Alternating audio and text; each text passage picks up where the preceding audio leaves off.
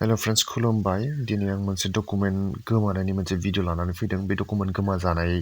न'खरा आंखौ भिडिअखौ खालामनानै हगारनो होनायनि लेखा आं खालामनाय जादों बिथां गोमाजानाय डकुमेन्ट गोमाजानाय बिथाङा जाहैबाय मुस्रिमा पुर्निमा बर'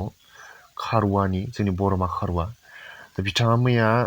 मसलपुराव माबा मोनसे खामानिनि जाहोनाव थांदोंमोन जाहैबाय दा बे थांनायाव बिथांनि आधार कार्ड बिथांनि न'खरनि जब कार्ड रेशन कार्ड बेफोरो अरिजिनेल डकुमेन्टफोरा बहा गबोखोथाय गावबो गम मोनासैनो मिन्थियासै दा नागिरनानै मोनाखै दा जुदि बहाबाफोर गबोबायदोंब्ला निस्सय सोरबाफोरथ' मोनगोन दा बे मोनोब्ला अननानै नोंथांमोना बै सुबुंनो जाहाथे गथायफिनो बिथाङा जाहैबाय बर'मानि बे खारवा होननाय गामिनि आरो खारवा बाथाबारि होननाय गामिनि दा बे बिथांनि न'खरा आंखौ जिहेतु बे भिडिअखौ खालामनानै हगारनो होदों दा बिनि थाखाय आं बे भिडिअखौ खालामनाय जादों मोनसे सुंद' भिडिअ आरो जुदि